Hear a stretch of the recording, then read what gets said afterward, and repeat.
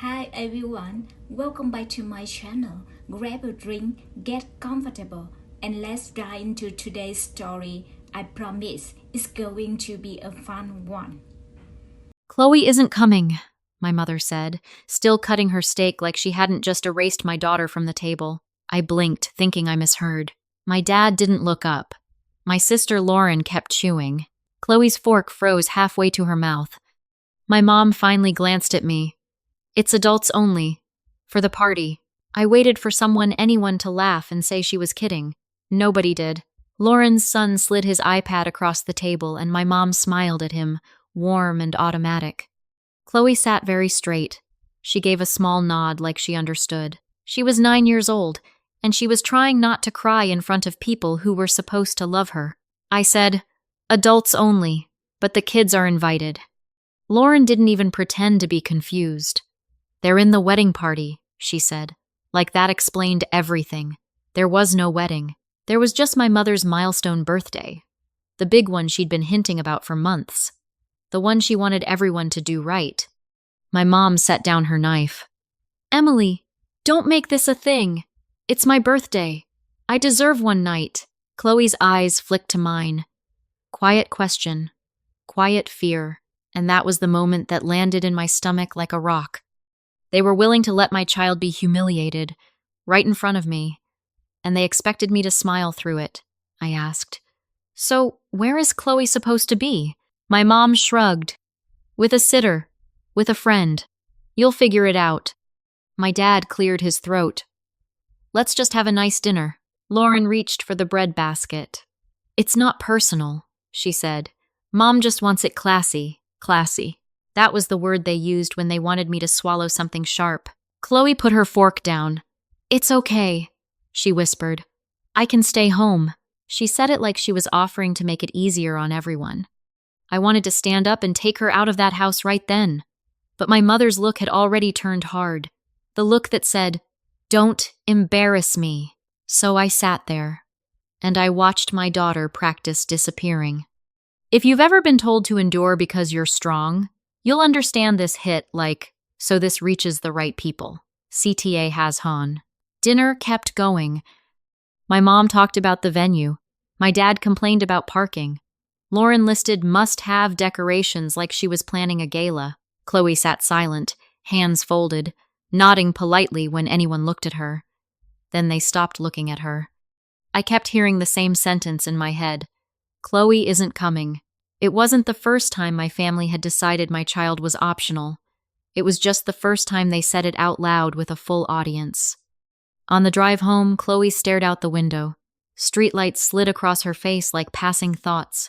She didn't ask why. She didn't argue. She just got quieter. When we got to our apartment, she hung up her jacket with extra care. She lined up her shoes. Little rituals she did when she was trying to keep herself together. Hey, I said, forcing my voice steady. You didn't do anything wrong. She shrugged without turning. Grandma likes Lauren's kids more. There was no anger in it. Just fact. I stood there in my work blouse, still smelling like my parents' roast chicken, and I felt something in me tilt. Because Chloe wasn't guessing. She was repeating a pattern she'd already learned. Later that night, after she fell asleep, I opened my banking app out of habit. My parents' mortgage payment. Scheduled. My mom's utilities help. Scheduled. The shared party account we'd opened so everyone could contribute. My name on it. My deposits on it. I stared at the numbers until they stopped being numbers and started being a sentence. I was funding the privilege of watching my daughter get treated like an outsider. I wasn't rich. I'm a regular office manager at a small medical billing company. I do payroll. I chase invoices. I remind grown adults to submit their timesheets. I'm good at keeping the lights on. Maybe that's why my parents decided I could keep theirs on, too. It started small. Just until Dad's hours pick up. Just until we refinance. Just a little help because family. Lauren always had a reason she couldn't. A new baby. A tighter budget. A vacation she already paid for. And my parents always had a reason it wasn't fair to ask her. She has more on her plate, my mom would say, as if my plate was decorative. I scrolled through my transfers. The totals weren't dramatic in one day, but over years, it added up to thousands, tens of thousands. And the party account. I had been depositing weekly because my mother wanted a catered dinner, a live band, and a photo booth, so it feels special. Every time I sent money, she'd text a heart emoji and say, "You're such a good daughter." Tonight, she couldn't even say my daughter's name without making it sound like a problem. I closed my phone. Then I opened it again. A new message blinked from my mom. "Don't mention the no kids thing to anyone. People will misunderstand." That was the first sigh detail that night, the thing that didn't fit. If it was normal, why did it need to be hidden? I stared at her text until my fingers stopped shaking. Then I opened the party account. I clicked transfer. And for the first time in my adult life, I didn't send them money. I pulled it back. Not all at once. Not in a dramatic rage. Just enough to make the account look thinner. Because I wanted to see what would happen when I wasn't the quiet solution. I went to bed with my jaw clenched. At 3:17 a.m., Chloe padded into my room and climbed under my blanket like she was still 5. "Mom," she whispered. "Are you mad at Grandma?" I kept my eyes on the ceiling. "I'm not mad at you," I said. She pressed her forehead against my shoulder. "I don't want you to fight with them because of me." That's what broke me. My 9-year-old was already learning to protect grown people from the consequences of their choices. I kissed the top of her head. "You don't have to earn a place," I told her. "Not with me." She fell asleep again. I stayed awake, and I decided something simple. The party was in 6 days. They had 6 days to remember that Chloe is family. If they didn't, I would. Because the real secret, the one I hadn't said out loud yet, was this. Without my money, their milestone didn't exist, and they had no idea I was done being invisible. Tell me in the comments if your own mother excluded your child, would you still show up smiling? CTA #2. The next morning, I went to work like nothing happened. I answered calls. I fixed a spreadsheet Lauren would never understand. I smiled at my coworkers' baby photos.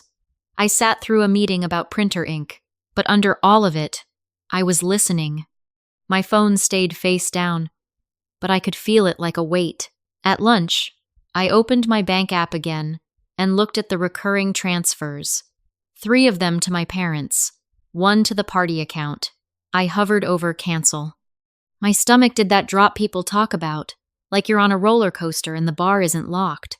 I didn't cancel them yet. Not because I was unsure, because I wanted to watch them keep acting like everything was fine. It's easier to see manipulation when you stop helping it succeed. That afternoon, my mom called.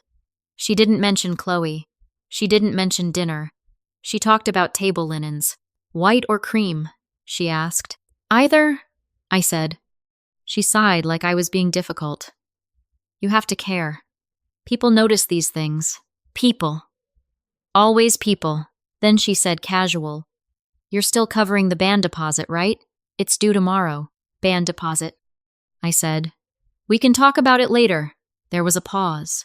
"Emily," she warned, like I was a teenager with a bad attitude. I kept my voice flat. "I'm at work." "Fine," she snapped. "Call me after." When I hung up, my coworker Jenna looked over the cubicle wall. "You okay?" "Yeah," I lied.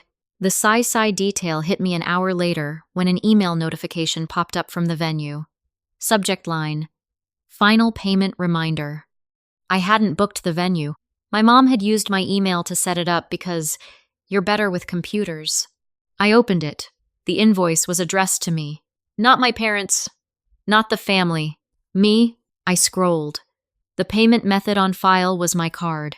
I sat back in my chair, heat crawling up my neck. This wasn't just me helping.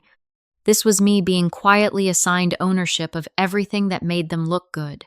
I forwarded the email to myself and saved a PDF copy. Then I did something I'd never done before. I called the venue. A woman with a voice answered. I asked, "Can you tell me whose name is on the contract?" She read it out. "Emily Parker." My throat tightened. "And who signed it?" There was a click of keyboard. "It looks like it was e-signed from this email address." My email. I didn't say more. I thanked her. I hung up. That was Secret Hasshone of the Week. My mother had put the entire party under my name without telling me. If anything went wrong, it wouldn't be the family on the hook. It would be me. On the drive home, I stopped at a drugstore and bought a cheap notebook.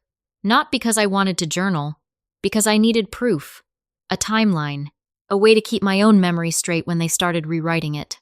At home, Chloe was at the kitchen table doing math homework. She looked up and smiled, small and careful. "Can I ask you something?" she said. "Of course. Am I, embarrassing?" It was so quiet, I almost missed it. I sat across from her. "No," she twisted her pencil. "Lauren's kids are loud. Grandma laughs with them. With me, she corrects me." My chest felt tight. "That's not about you," I said. "That's about Grandma." Chloe nodded like she'd expected that answer, but it didn't comfort her. That night, my dad called. He started with the warm voice he uses when he wants something. "Hey, kiddo," he said. "Your mom's stressed. You know how she gets. Just help her get through this week." I said, "Is Chloe invited now?" Silence. Then he exhaled. "Emily, it's not like that. What is it like?" I asked. He lowered his voice. "Lauren's kids have been practicing a little surprise for your mom. A song. It wouldn't make sense with Chloe there. A song."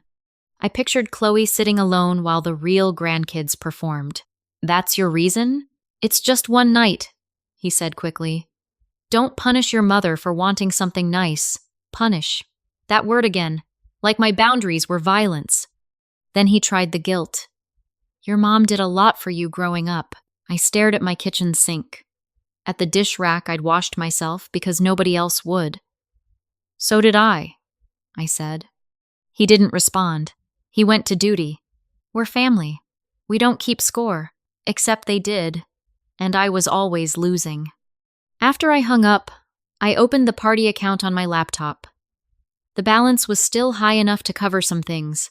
Not all, but enough for them to assume it was fine. I transferred the rest out into my personal savings. One click. Quiet. Then I canceled every recurring transfer to my parents. Mortgage, utilities, groceries help, all of it. My finger hovered before I hit confirm. I thought about my mother's face when she said Chloe isn't coming. I thought about Chloe asking if she was embarrassing.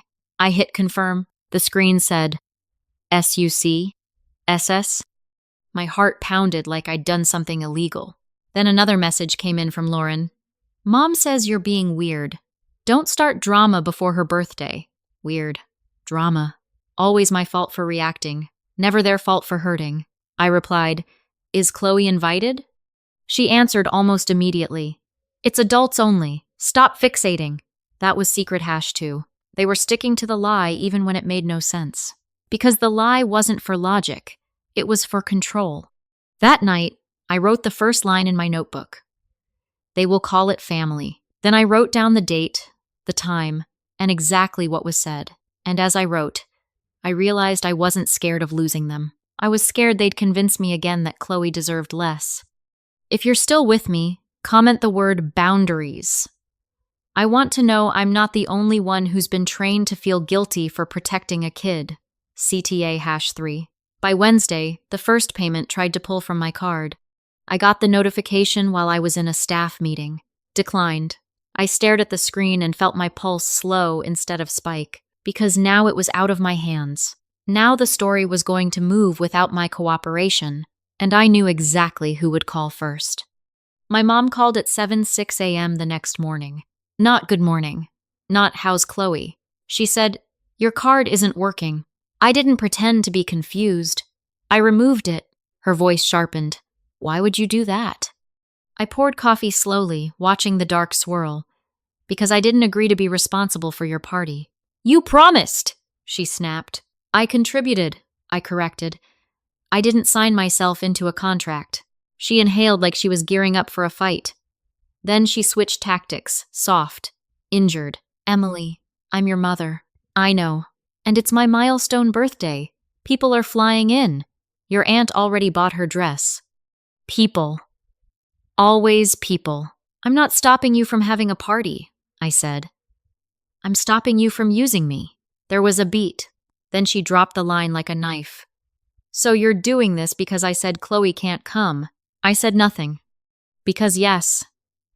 And because she knew it. She rushed in before I could speak. Emily, you're making everything about your child. This party isn't about her. That's the point, I said. You can make it not about her. You can pretend she doesn't exist. Don't be dramatic, she hissed. She's fine. She asked me if she was embarrassing. I said, voice still flat. Because if I let emotion in, I might not be able to stop it. My mom paused. Kids say things, she said lightly. You're too sensitive. Too sensitive. The family diagnosis.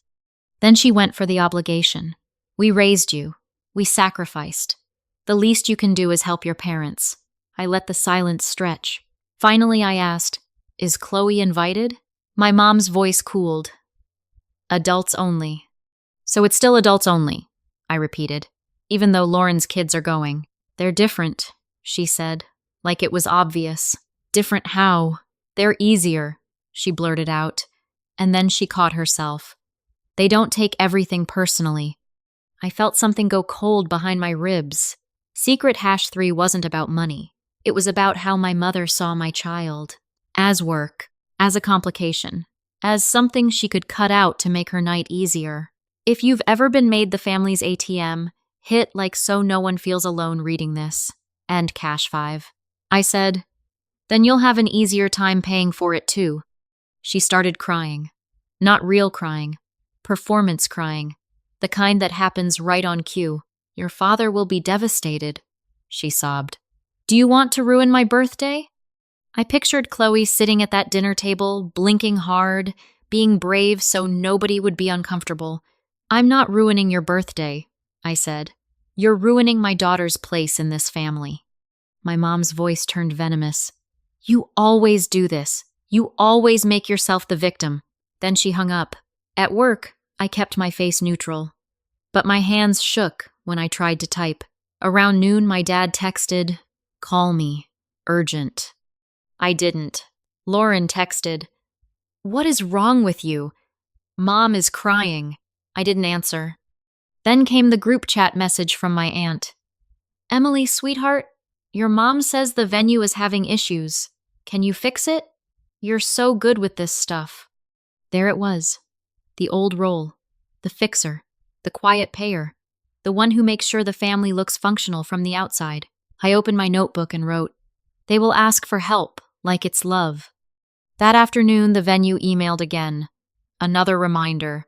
Another late fee. I didn't respond. Instead, I drafted a letter. Not an emotional text. Not a rant. A letter because I wanted it to be real. Something they couldn't screenshot and call a misunderstanding. I typed it on my laptop after Chloe went to bed. I kept it short. I stated the facts. Chloe was excluded. The exclusion was justified as adults only, even though other children were included. I had been providing ongoing financial support to my parents and funding the party. Effective immediately, I was withdrawing financial support and removing myself from any contract or payment method associated with the event. I would not attend the party, and unless Chloe was treated as family, I would step back from contact. I read it 3 times and deleted anything that sounded like begging. Then I printed it. I put it in an envelope. I didn't send it yet, because the next part mattered. My mother's birthday was Saturday, and I wasn't going to give her a chance to spin it ahead of time. Thursday night, Chloe came into the kitchen while I was packing her lunch. She watched me for a minute. Did I do something to Grandma? She asked. I spread peanut butter slowly. No. Then why? I set the knife down. Chloe, I said, some people love in a way that's conditional. They give you warmth when you fit what they want. She frowned. Like when I talk too much? My throat tightened. Like when you're yourself. She stared at the floor. So I should be less myself? No, I said quickly. You should be more yourself. Around people who deserve you. She nodded, but I could tell she was filing it away like a lesson she didn't want. That was the sigh detail in my own house, the way my child was trying to edit herself to earn adults. I couldn't let my family be her template. Friday morning, my dad showed up at my office. He'd never come to my job before. He stood in the lobby with his hands in his pockets like he was trying to look harmless. My coworker Jenna's eyebrows shot up. "Everything okay?" I walked out with him. In the parking lot, he said, "Your mom is in pieces." I said, "Is Chloe invited?" He rubbed his forehead. "Emily, listen. Your mother is proud. She doesn't like kids running around. It's her night. So Lauren's kids aren't running around," I said. "They're in the program," he said, repeating the stupid excuse. I looked at him. "Dad, there is no program." His eyes flickered. That was secret #4. He knew it was nonsense. He was repeating it anyway. He stepped closer. "We need you," he said. "The payments are bouncing. The band says they won't show. The caterer is threatening to cancel. Your mother will be humiliated." There it was, the real emergency. Not Chloe's feelings. Not her place. "My mother's embarrassment," I said, "then change the rule." He hesitated. "It's not worth a family war." "A family war is excluding a child," I said. He frowned like I'd insulted him. "You're overreacting. Chloe will get over it." I felt my voice go quieter. "So will Mom," I said. He stared at me for a long second, then his face hardened. "You're selfish," he said, "after everything we've done." And in that sentence, the mask slipped just enough. Because it wasn't about family. It was about access. Access to my money. Access to my compliance. Access to my silence. If you've ever had someone call you selfish for saying no, subscribe because the next part is where they tried to take something from my daughter that I couldn't replace. CTA #4. Saturday morning, I dressed Chloe in her favorite yellow hoodie and took her to the park. I could have stayed home. I could have hidden. But I didn't want her to feel like she was being punished with isolation while everyone else celebrated. She ran to the swings. She pumped her legs hard, hair flying, laughing like she wasn't carrying any of this. I sat on a bench and watched other parents check their phones, complain about schedules, live normal lives. At 11:42 a.m., my phone started buzzing. Call after call. My mom, my dad, Lauren, an unknown number. I let it ring. At 11:47, a voicemail came through from the unknown number. I listened with the volume low. "Hi, this is Denise with Bright Star Event Hall. We need immediate payment for the outstanding balance, or we will close access to the room tonight." I didn't call back. At noon, my aunt texted, "Emily, honey, please. We're all here setting up and your mom is crying in the bathroom. Just fix it. For family. For family."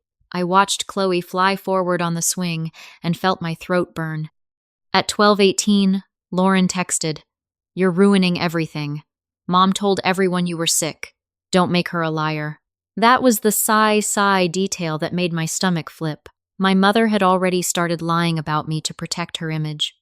At 12:25, my dad called again. I answered this time, because I needed to hear what he was willing to say when he was desperate. "Thank God," he said, breathless. "Emily, please, just transfer the money back. We'll talk about Chloe later. This is bigger than that, bigger than a child's dignity." I said, "No." He lowered his voice. "Then at least bring Chloe by for pictures before people arrive. Your mom will look like a monster if she doesn't have a picture with all her grandkids." I gripped the edge of the bench. He wanted to use my daughter as a prop. Not invite her. Not include her. Just borrow her face for optics. "That's not happening," I said. He snapped. "Stop being difficult." I stayed calm. "You can fix this with one sentence," I told him. "Invite her." He exhaled hard. "Your mom won't be manipulated." I almost laughed. The irony was too clean. Then he said the line that made my blood go cold. "Emily, if you don't help, Lauren says she'll tell Chloe it's your fault she can't come. She'll tell her you're punishing Grandma." There it was. The threat. Not to me. To my child's relationship with reality. To her sense of who was safe. I felt my hands go numb. I said, "Don't you dare." He softened quickly, like he realized he'd gone too far. "I'm just telling you what's happening. We're trying to protect Chloe. She doesn't need to see this." Protect Chloe. By lying to her. By blaming me. by teaching her that love is bought. I hung up. I took Chloe for ice cream. She got sprinkles. She smiled, and I felt like I was stealing her a normal afternoon. When we got home, I checked the mail. There was an envelope on my doormat. Handwritten. My mother's handwriting. I didn't open it right away. I set it on the counter and made dinner. Chloe chatted about a girl in her class who traded stickers. Ordinary details. Healing details. After she went to bed, I opened the envelope. Inside was a single page. Emily, I don't know what got into you. You know I love Chloe, but you're making me choose between having a nice birthday and catering to a child's moods. This is about family harmony. Lauren is doing everything to help, and you are being stubborn. If you don't fix the payments by 4 p.m., don't bother coming around for the holidays. You are embarrassing us. Love, Mom. Love. With a deadline. With exile. Secret #5 was that my mother thought she could punish me into obedience like she always had. I stared at the words catering to a child's moods until my vision blurred. Chloe wasn't moody. She was hurt. My mother knew it. She just didn't respect it. I looked at the clock. It was 9:14 p.m. The party would already be unraveling. And that's when I did the thing I'd been saving. I took my own letter, the one I'd printed, the one I'd sealed, and I drove to my parents' house. Not to argue. Not to rescue them. To deliver consequences in a way they couldn't twist. The neighborhood was lit up with porch lights and SUVs. I could see silhouettes moving inside. Setup. Panic. Last-minute scrambling. I didn't knock. I slid my letter into the mailbox. Then I went back to my car. My hands were steady. On the drive home, my phone rang. Mom. Again. I didn't answer. I knew she'd read it soon, and I knew what would happen next, because my family never handled boundaries quietly. They handled them with an audience. Before I tell you what happened at the party itself, drop a comment. Do you think I should have shown up anyway just to keep the peace? CTA #6. The next day, Sunday, my mom showed up at my apartment door. No warning. I looked through the peephole and saw her lipstick slightly smudged, hair pinned up like she'd slept in it. My dad stood behind her, jaw tight. Lauren was there too, arms crossed. I opened the door and kept the chain on. My mom's eyes went straight past me, scanning for Chloe. She's not here, I said. She's at a friend's house. My mom's expression flashed relief, then irritation that she couldn't perform. We need to talk, she said. I said, you can talk from there. Lauren scoffed. Seriously? You're acting like we're dangerous. I held my mother's gaze. You threatened to tell my child I was the reason she wasn't invited. So, yes, my dad stepped forward. That was a misunderstanding. I asked, did the party happen? My mom's face tightened. She didn't answer. Lauren jumped in. It was a disaster, she said, voice sharp. The caterer walked. The band didn't come. People were sitting there with drinks and nothing to do because you wanted to make a point. I nodded once. I did make a point. My mom's eyes filled again. I can't believe you would humiliate me, she said. On my milestone, after everything I've done. I said, you humiliated Chloe first. My mother's mouth opened, then closed. Like she couldn't compute that the child counted. She switched to the line that always worked. Emily, you're tearing the family apart. No, I said. I'm just not paying for it anymore. Lauren snapped. You think you're better than us because you have a job and a little apartment? I laughed once, dry. I think I'm better at saying no. My dad's voice lowered. We're in trouble financially, he admitted, like it was a confession. We counted on you, counted on me, not loved me, not respected me. Counted, I said. That's why the contract was in my name. My mom flinched. You're exaggerating. I pulled out my notebook and opened to the page with the venue email printed and stapled. I'm not, I said. My name, my card, my liability. Lauren's eyes flicked down. For the first time, her confidence cracked. My mom's face hardened. We did that because you're responsible, she said, like she was complimenting me. You handle things. You're good at it. Then you should have handled inviting my daughter, I said. My dad tried a new angle. Chloe would have been bored, he said. It was late. Loud music. You're making it into a moral issue. It is a moral issue, I said. You don't tell a child she doesn't belong and call it adults only, while the other kids get balloons. Lauren rolled her eyes. It's not about Chloe. It's about you always needing attention. There it was, the family rewrite. If I defended my child, I was needy. If I stayed quiet, I was easy. I took a breath. This is the boundary, I said.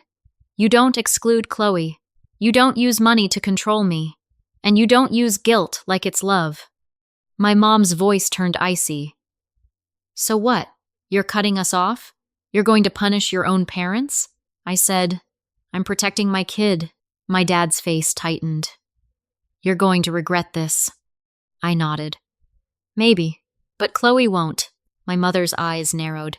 We are her grandparents. And she is my daughter, I said. I unlatched the chain and opened the door fully, not to invite them in, but to end the standoff. Read the letter again, I told my mom. It's not a negotiation. Lauren stepped forward like she was going to push past me. Where is Chloe? We should talk to her. My whole body went still. That was the line they couldn't cross. No, I said. You don't get access to her to clean up your image. My mom's voice rose. You're keeping her from family, I said. You already did that. My dad stared at me like he didn't recognize me. Maybe he didn't, because the version of me they raised was trained to fold. My mom tried one last weapon shame. Do you know what people are saying? She whispered. They think you're ungrateful. They think you abandoned us. I leaned closer, still calm. Then let them, I said. I'm done living for people who don't know the truth. My mom's eyes searched my face for the old crack, the place where guilt would seep in. It wasn't there. Finally, she drew herself up. Fine, she said. If you walk away, don't come back when you need us. I nodded. I won't. And meant every word. They left with quiet outrage. That night, Chloe came home. She tossed her backpack down and said, Did Grandma call? I kept my voice even. She came by. Chloe froze. Did she want to see me? Yes, I said. But I said no. Her eyes widened. Because of the party? Because of the way they treated you, I said. Because they wanted to use you for pictures and blame you for their problems. Chloe's face flushed. That's weird. Yeah, I said. It is. She sat on the couch and pulled her knees up. Are we in trouble? I sat beside her. No, I said. We're safe. She looked at me like she was trying to figure out if she could believe it. Then she whispered, I don't want to go there anymore. It wasn't a dramatic declaration. It was relief. A year passed. It wasn't clean. There were texts on holidays. There were guilt messages on Mother's Day. There were moments I missed my dad's laugh, even though it came with conditions. But something else happened too. My checking account stopped bleeding. I built a real emergency fund. I paid off a credit card. I took Chloe to a little beach town for a weekend and let her pick a souvenir without doing mental math. Chloe got louder again. Not obnoxious, just present. She joined a school club. She invited friends over without asking if our apartment was nice enough. And the biggest shift was inside me. I stopped rehearsing conversations with my mother in my head. I stopped trying to write the perfect sentence that would make her understand. Because I finally understood this. You can't earn love from people who need you small. My family still exists. They have birthdays. They have dinners. They post pictures online. They just don't have my silence paying the bill anymore. And here's what I still think about, even now. If I had kept funding them, Chloe would have learned that being excluded is normal, that love is a transaction, that her feelings are an inconvenience. I couldn't let that be her inheritance. If you were Chloe, would you want your mom to keep the peace, or would you want her to burn it down to protect you? Tell me in the comments, because I still wonder how many of us were raised to accept less than we deserved. CTA #7